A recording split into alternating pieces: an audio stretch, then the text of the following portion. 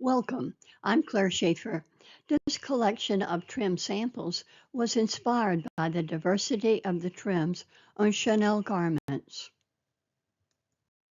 I am the author of more than 25 books and videos on sewing, including a book and DVD on designer trims. The jackets in these photos are Chanel jackets in my collection. I'll show you those trims another day. I made these samples for my workshop students, and some have asked for photographs. Before beginning a jacket, I make a variety of samples with different trims. Then I pin them to a bulletin board to decide which I like best. All of my samples have a three-piece sleeve. The center seam has a vent at the cuff. The hems and vents on these sleeves are finished in the usual manner. The sample on the left has 2 rows of top stitching. The sample on the right has a row of top stitching. I used a tapestry needle and pearl cotton to create a more interesting trim. Both of these sleeves have piping.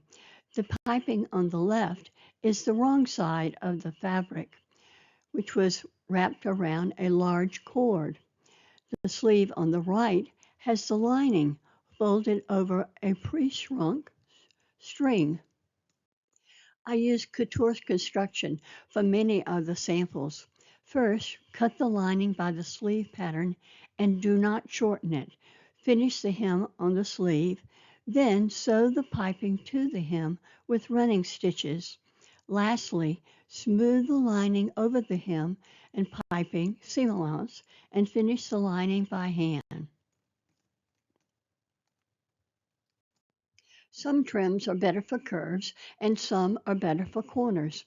Braids can be applied directly to the fabric, but most will look better when they have a frame, such as a ribbon or trim. The ribbon on the left is grosgrain, which is sometimes called Petersham. Look closely and you can see the gathering on the inside curve of the grosgrain. The ribbon on the right was a very ugly Greek key design. When selecting braids, look for soft, flexible braids or crochet your own. Apply the ribbons and braids by hand. When you tire of the trim, you can replace it easily.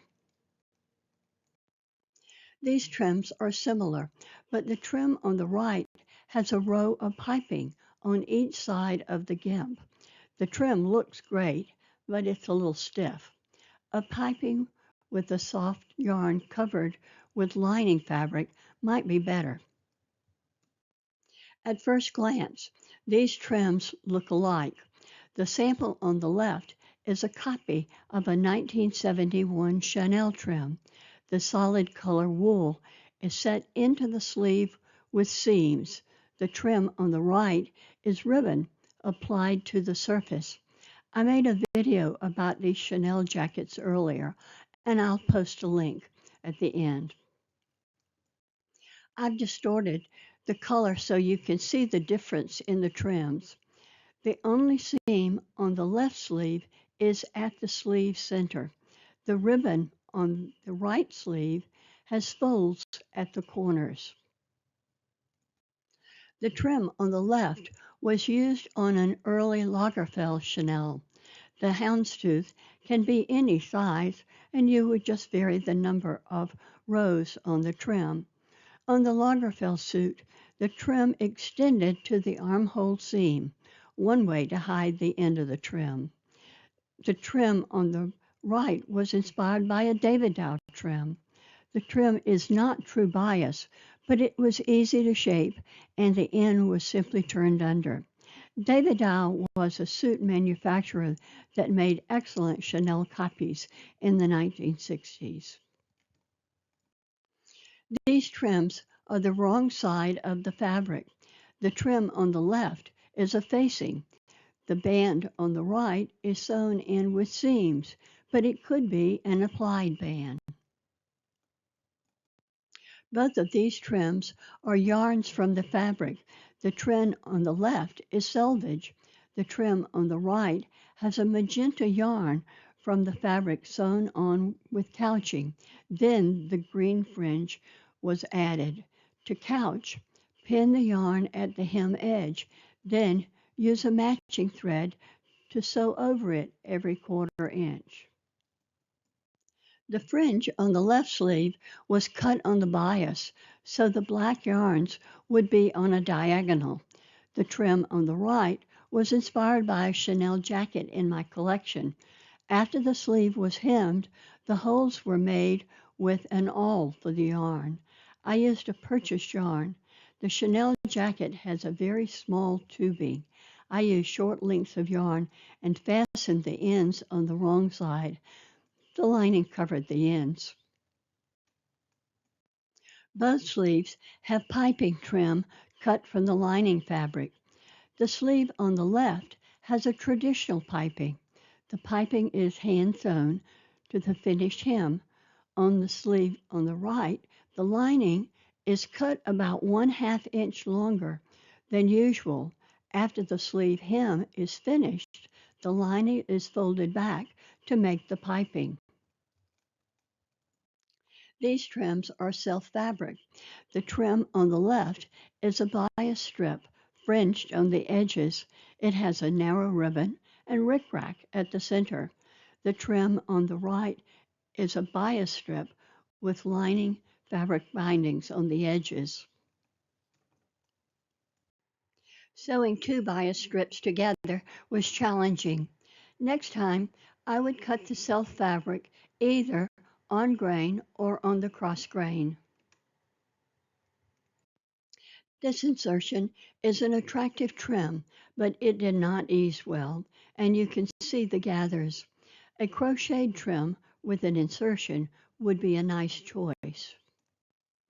These turnback cuffs were trimmed with a contrast fabric. The contrast could be the lining, facing, or just a trim. The trim on the left was cut using the sleeve pattern. It should be a separate pattern with no seams. Fortunately, on this sample, the seams are hidden in the pattern of the contrast. The trim on the right curls up at the corners because the brocade was not eased to the wool. The trims on these sleeves are ribbons. On the sleeve on the left, a narrow ribbon is used to pipe the edges. On the right sleeve, the ribbon is used for prairie points. The trim on the left is one of my favorites.